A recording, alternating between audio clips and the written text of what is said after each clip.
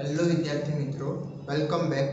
આજે આપણે વાત કરીશું ગતિ માટેની નવી એક ભૌતિક રાશિ જેનું નામ છે પ્રવેગ, અથવા તો એને બીજું કહેવું હોય તો વેગના ફેરફારનો દર. બરાબર. હવે આના પહેલા આપણે એક શીખી ગયા હતા કે ભાઈ નિયમિત ગતિ અને અનિયમિત ગતિ, કે પદાર્થની નિયમિત ગતિ કોને કહેવાય અને પદાર્થની અનિયમિત ગતિ કોને કહેવાતી હતી. તો જ્યારે પદાર્થ કોઈ ચોક્કસ સમયગાળામાં ચોક્કસ અંતર કાપતો હોય તો એને આપણે શું કહેતા હતા કે પદાર્થ નિયમિત ગતિથી ચાલી રહ્યો છે. અથવા તો અનિયમિત ગતિ માટે શું હતું કે ચોક્કસ સમયમાં એ એક સરખું અંતર કાપતો નથી. બરાબર, કંઈક અલગ અલગ જ અંતર કાપતો હોય તો એને પછી શું કહેવામાં આવ્યું હતું? અનિયમિત ગતિ. તો જ્યારે પદાર્થ નિયમિત ગતિ કરતો હશે તો એ દરમિયાન પદાર્થના જે વેગ હશે એ કેવો રહેતો હોય? તો એ રહેશે એક સમાન વેગથી એ પદાર્થ ગતિ કરતો હશે જ્યારે પદાર્થ નિયમિત ગતિ કરતો હોય ત્યારે. સમજાઈ રહ્યું છે? એટલે એ વખતે એનો વેગ કેવો હશે? અચળ જળવાઈ રહેતો હોય છે. કોની સાથે? સમયની સાથે. એટલે કે આપણે અહીંયા જે પ્રવેગની વાત કરવાની છે એ કંઈક વેગમાં જ કંઈક ફેરફાર થઈ રહ્યો હોય એને શું કહેવામાં આવે છે? પ્રવેગ કહેવામાં આવે છે. એટલે કે જે પદાર્થ નિયમિત ગતિ કરતો હોય એ દરમિયાન પદાર્થનો વેગ જે છે એ સમયની સાથે શું થતો હોય છે? અચળ જળવાઈ રહેતો હોય. શું થતો હોય? અચળ જળવાઈ રહેતો. એટલે કે એનું મૂલ્ય જે હોય એ એક જ સરખું જોવા મળતું હોય. જુદા જુદા સ્થાન ઉપર અથવા તો જુદા જુદા બિંદુઓ ઉપર એનું મૂલ્ય કેવું હોય છે? એક સરખું. તો એ દરમિયાન વેગમાં થતો ફેરફાર હશે એ બે બિંદુઓ વચ્ચેનો વેગમાં થતો ફેરફારનું મૂલ્ય લઈએ તો એ કેવું મળશે આપણને? શૂન્ય મળશે. એ દરમિયાન જે વેગમાં જે થતો ફેરફારનું મૂલ્ય હશે એ કેવું મળશે? શૂન્ય મળશે. હવે આ કઈ રીતના? તો જેમ કે આપણે આગળ જોઈ ગયા હતા, કોઈ આપણે સુરેખ પદ ઉપર વિચારીએ કોઈ પદાર્થની ગતિ અને એ જો નિયમિત ગતિથી આગળ વધી રહ્યું હોય તો એ દરમિયાન એના દ્વારા જે અંતર કાપવામાં આવતું હોય છે ચોક્કસ સમયમાં એ કેવું અંતર કાપતો હોય છે? ચોક્કસ અંતર કાપતો હોય છે. એટલે કે આપણે એક સરખા સમયગાળામાં એક સરખું અંતર કાપાતું તો એને શું કહેવામાં આવતું હતું? નિયમિત ગતિ. હવે આ દરમિયાન આપણે એનો જે વેગ શોધીએ.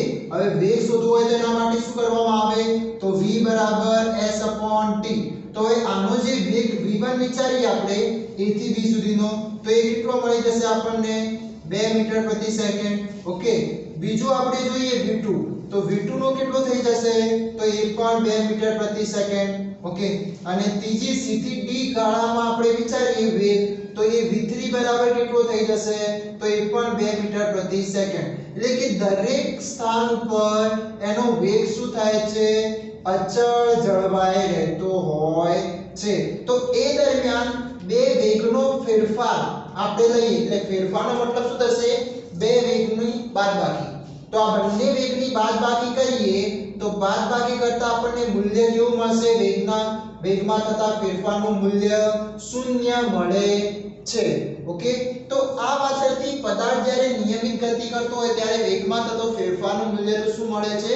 શૂન્ય મળે છે. તો હવે વાત કરીએ આપણે કે જે રોજબરોજની આપણી જે ગતિઓ હોય છે એમાં આ નિયમિત ગતિ મોટા ભાગે જોવા મળતી નથી. કઈ ગતિ જોવા મળે છે?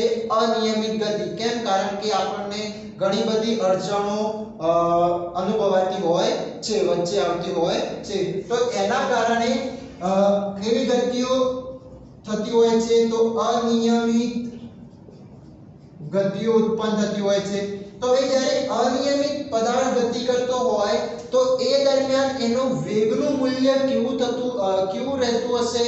તો એ અચળ રહેશે નહીં. એ શું થતું હોય? બદલાતું જતું હોય. એટલે કે જે વેગ છે એ સમય સાથે બદલાતો હોય છે. શું થતું હોય? અનિયમિત ગતિમાં પદાર્થ જ્યારે અનિયમિત ગતિ કરતો હોય એ દરમિયાન એનું જે વેગ હશે એ સમય સમયની સાથે શું થતો જતો હોય છે, બદલાતો જતો હોય. એટલે કે અહીંયા આપણે વાત કરીએ તો અહીંયા જે વેગના મૂલ્ય માન લો કે પહેલા 2 મીટર પ્રતિ સેકન્ડ મળ્યું, તો અહીંયા હવે આ જે એનું અંતર અથવા તો વેગ લીધો તો એનું સ્થાનાંતર શું થઈ જતું હોય, તો બદલાઈ જતું હશે. ઓકે, એના કારણે આપણે માન લઈએ કે v2 બરાબર અહીંયા 5 મીટર પ્રતિ સેકન્ડ મળે છે, અહીંયા પાછું 15 મીટર પ્રતિ સેકન્ડ મળે છે. ઓકે, તો હવે અહીંયા જે આ પરિસ્થિતિમાં તમે જોઈ શકો કે અહીંયા 2 હતું, અહીંયા 5 થઈ ગયું અને v3 માં શું થઈ ગયું, 15 થઈ ગયું. તો હવે આ દરમિયાન સમય સાથે એનો વેગ શું થતો જાય, બદલાતો જાય. તો હવે એ વખતે જે વેગમાં થતો ફેરફારનું મૂલ્ય કેવું મળશે, તો શૂન્ય મળશે નહીં. એ વખતે શું થશે, આનું વેગમાં થતો ફેરફારનું મૂલ્ય શૂન્ય મળશે નહીં. તો હવે જ્યારે આવી પરિસ્થિતિમાં વેગના ફેરફારનો જે સમયની સાથે જે વેગમાં થતો ફેરફારનું મૂલ્ય શૂન્ય નથી મળતું, તો આના કારણે જે નવી ભૌતિક રાશિ ઉત્પન્ન થાય છે એ ભૌતિક રાશિને કહેવામાં આવે છે પ્રવેગ. એને શું કહેવામાં આવશે, પ્રવેગ. ઓકે, તો પ્રવેગ એટલે શું, તો પ્રવેગની આપણે વ્યાખ્યા કરીએ તો પ્રવેગ એટલે કે અહીંયા શું છે, વેગમાં થતો ફેરફાર. હવે વેગમાં થતો ફેરફાર એટલે કે પહેલા જે એને પદાર્થે પ્રારંભમાં જે પોતાની ગતિ કરવાનું ચાલુ કર્યું હોય એ દરમિયાન એની જે એના જોડે જે વેગ હશે, જે વેગ ઉત્પન્ન થયો છે એ અને એના પછી જ્યારે અંતિમ સ્થાન પર પહોંચે છે અથવા તો અંતિમ સ્થાન જે તમે લઈ રહ્યા છો, તો એ જે વેગ મળે છે એ બંનેનો જે આપણે બાદબાકી કરીએ એટલે એને શું કહેવામાં આવે છે, વેગમાં થતો ફેરફાર. તો એ ફેરફારના સમયદંડને શું કહેવામાં આવશે, તો પ્રવેગ કહેવામાં આવે છે. તો પ્રવેગની વ્યાખ્યા કરવી હોય તો કઈ આ રીતની બનશે કે એકમ સમયમાં પદાર્થના વેગમાં થતા ફેરફારને પ્રવેગ કહે છે. બરાબર, તો એકમ સમયમાં પદાર્થના વેગમાં થતા ફેરફારને શું કહેવાશે, પ્રવેગ. હવે આના ઉપરથી આનું જે સૂત્ર બનાવવું હોય તો શું બનશે, તો પ્રવેગ બરાબર વેગમાં થતો ફેરફાર. હવે આ વેગમાં થતો ફેરફાર એકલો જ લેવામાં નથી આવતો, પણ એની સાથે સાથે એની સમય પણ લેવામાં આવે. કેમ? કારણ કે જે વેગનું મૂલ્ય બદલાતું હોય પદાર્થ જ્યારે ગતિ કરતો હોય એ દરમિયાન કઈ સમય પણ ત્યાં આગળ લાગુ પડતો હોય છે. તો એના કારણે વેગમાં થતો ફેરફાર અને એ માટે લીધેલ એનો સમય, તો એના કારણે શું કઈ ભૌતિક રાશિ ઉત્પન્ન થશે, તો પ્રવેગ નામની ભૌતિક રાશિ ઉત્પન્ન થાય છે. તો પ્રવેગ બરાબર વેગમાં થતો ફેરફાર ભાગ્યા સમય. ઓકે, અને એના કારણે જ અહીંયા શું લખ્યું છે, વેગના ફેરફારનો દર. દર એટલે કે કયો, દરનો મતલબ સમય દર. બરાબર, તો આ થઈ ગયું પ્રવેગનું સૂત્ર શાબ્દિક સ્વરૂપે. હવે એને વાત કરીએ સંજ્ઞા સ્વરૂપે. તો માની લો કે કોઈ પદાર્થ પોતાની પ્રારંભિક સ્થાન ઉપર એનો પ્રારંભિક વેગ u છે, બરાબર, અને એ કંઈક t સમય બાદ અંતિમ સ્થાન પર પહોંચે છે v બિંદુ પર, અને એનો જે અંતિમ વેગ જે છે એ થઈ જાય છે v. બરાબર, તો આ દરમિયાન પદાર્થ દ્વારા જે પ્રવેગ ઉત્પન્ન થશે એ કેટલો થશે, તો આપણે શું કર્યું હતું, પ્રવેગ એટલે કે વેગમાં થતો ફેરફાર. હવે ફેરફારમાં શું કરવામાં આવશે અહીંયા, તો કઈ રીતના લેવામાં આવે, તો ફેરફાર એટલે કે જેનો અંતિમ વેગ હોય એમાંથી પ્રારંભિક વેગ શું કરી દેવામાં આવતું હોય, માઈનસ કરી દેવામાં આવતું હોય. બરાબર, તો એને બીજા શબ્દમાં કેવું હોય, તો પ્રવેગ બરાબર અંતિમ વેગ માઈનસ પ્રારંભિક વેગ ભાગ્યા સમય. ઓકે, તો અંતિમ વેગ એટલે અહીંયા આપણો કયો બની જશે, v એ કયો બની જશે, અહીંયા અંતિમ વેગ બની જશે, અને આ u એ શું છે, પ્રારંભિક વેગ. બરાબર. તો આ અંતિમ વેગ અને પ્રારંભિક વેગ અને એ માટે લીધેલ સમય કેટલો છે t. તો હવે એનું જે સૂત્ર બનશે તો પ્રવેગ માટે જે સંજ્ઞા લેવામાં આવે છે સ્મોલ a, એનો મતલબ શું થશે તો એક્સેલરેશન. એને ઇંગ્લિશમાં કહેવાય એક્સેલરેશન. બરાબર. તો આ એક્સેલરેશન નો આ જે a છે એ અહીંયા વાપરવામાં આવેલો છે. તો એની સંજ્ઞા સ્મોલ a બરાબર અંતિમ વેગ માઈનસ પ્રારંભિક વેગ ભાગ્યા સમય. તો અંતિમ વેગ કયો છે v, પ્રારંભિક વેગ માટેની સંજ્ઞા કઈ u અને એ માટે લીધેલ સમય કેટલો હતો t. તો આ થઈ ગયું એનું સંજ્ઞા સ્વરૂપમાં સૂત્ર કે a બરાબર v u ભાગ્યા t. તો જ્યારે પણ પ્રવેગ શોધવાનું કે ત્યારે તમારે આ સૂત્ર લાગુ કરવાનું આવશે. બરાબર. આના જે દાખલા ગણવાના હોય એમાં. ઓકે. તો a બરાબર v નો મતલબ અંતિમ વેગ, u નો મતલબ પ્રારંભિક વેગ અને t નો મતલબ શું થશે આ બંને વેગમાં જે ફેરફાર થયો એ માટે લાગતો સમય. ઓકે. હવે વાત કરીએ આના SI એકમની. તો a નો એટલે કે પ્રવેગનો SI એકમ શું થશે? તો એનો એકમ SI એકમ શોધવા માટે શું કરશું આપણે? તો એના સૂત્ર પરથી આપણને મળશે. તો સૂત્રમાં શું છે? વેગમાં થતો ફેરફાર અથવા તો અહીંયા તમને અંશમાં શું દેખાઈ રહ્યો વેગ. તો ત્યાં આગળ કોનો એકમ આવશે? SI એકમ વેગનો અને નીચે કોનો આવશે? સમયનો. તો પ્રવેગનો SI એકમ બરાબર વેગનો SI એકમ ભાગ્યા સમયનો SI એકમ. ઓકે. તો વેગનો SI એકમ શું થશે? તો એ આપણે જાણીએ છીએ મીટર પ્રતિ સેકન્ડ. સમયનો SI એકમ શું થાય? તો એ થઈ જશે સેકન્ડ. હવે અહીંયા જોઈ શકો મીટર પ્રતિ સેકન્ડ એટલે કે મીટરના છેદમાં સેકન્ડ છે. તો અહીંયા કંઈક આ રીતનું બનશે મીટર ભાગ્યા સેકન્ડ. બરાબર. તો આ જે સેકન્ડ છે અંશનો જે છેદ છે એ ક્યાં આગળ જતો રહેશે? તો એ છેદમાં જતો રહે. અંશનો છેદ ક્યાં જાય? છેદમાં. અને જો છેદનો છેદ હોય તો એ ક્યાં આગળ જતો હોય?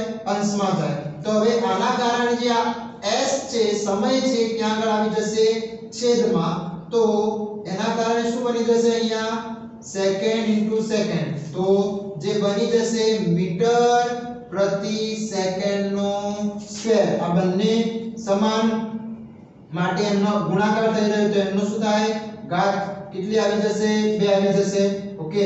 તો મીટર પ્રતિ સેકન્ડ સ્ક્વેર. તો આ શું થઈ ગયો? પ્રવેગનો SI એકમ. અથવા તો આને બીજા સ્વરૂપમાં દર્શાવવું હોય તો શું થશે? મીટર ઇન્ટુ સેકન્ડની -2 ઘાત. ઠીક છે. તો આ શું છે? પ્રવેગનો SI એકમ. ઓકે. પછી વાત કરીએ કે ભાઈ પ્રવેગ એ કેવી રાશિ? અદિશ કે સદિશ? તો પ્રવેગ એ કેવી થઈ જશે? સદિશ રાશિ.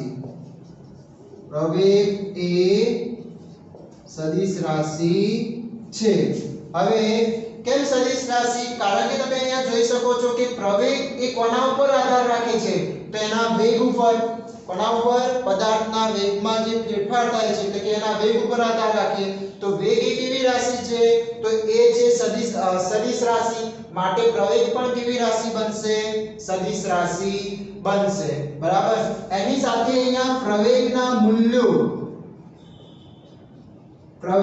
મૂલ્યો કેવા મળી શકે સદિશ રાશિ હોય તો? જેમ સ્થાનાંતર અને વેગમાં જોયું હતું કે એ ધન પણ હોઈ શકે, ઋણ પણ હોઈ શકે અને શૂન્ય પણ હોઈ શકે છે. તો એ રીતના પ્રવેગના મૂલ્યો પણ અહીંયા શું મળી શકે? ધન, ઋણ અથવા અને શૂન્ય મળે. બરાબર. તો આ વાત થઈ ગઈ પ્રવેગની કે ભાઈ પ્રવેગ એટલે શું? તો પદાર્થ એકમ સમયમાં જે પદાર્થના વેગમાં થતો ફેરફાર છે એને શું કહેવામાં આવશે? પ્રવેગ. અથવા તો એકમ સમય પદાર્થના વેગમાં થતા ફેરફારના સમયદરને પણ પ્રવેગ કહેવામાં આવે છે. જો તમે એકમ સમય આગળ લખો તો પાછળ સમયદર લખવાની જરૂર નથી. અથવા તો એમ કે પદાર્થના વેગમાં થતા ફેરફારના સમય દરને શું કહેવામાં આવશે? પ્રવેગ કહેવામાં આવે છે. ઓકે, એનું સૂત્ર શું થઈ જશે? તો પ્રવેગ બરાબર વેગમાં થતો ફેરફાર ભાગ્યા સમય. હવે આ વેગમાં થતો ફેરફાર એટલે કે બે વેગોનો શું થઈ રહ્યો હશે? બાદબાકી. તો એ કોના અંદરથી? તો અંતિમ વેગમાંથી પ્રારંભિક વેગ માઈનસ કરવાનો રહેશે. તો અંતિમ વેગ માઈનસ પ્રારંભિક વેગ ભાગ્યા સમય. એનું સંજ્ઞા સ્વરૂપે સૂત્ર a બરાબર v માઈનસ u. અને એનો SI એકમ કઈ રીતના શોધાશે? તો એના સૂત્ર ઉપરથી. તો એ કયો બની જશે? મીટર પ્રતિ સેકન્ડ સ્ક્વેર અથવા તો મીટર ઇન્ટુ સેકન્ડ સ્ક્વેર. અને પ્રવેગ એ કેવી રાશિ છે? તો એ થઈ જશે સદિશ રાશિ. અને પ્રવેગના મૂલ્યો કેવા મળી શકે? તો ધન પણ હોઈ શકે, ઋણ પણ હોઈ શકે અને શૂન્ય પણ હોઈ શકે છે. બરાબર? Thank you.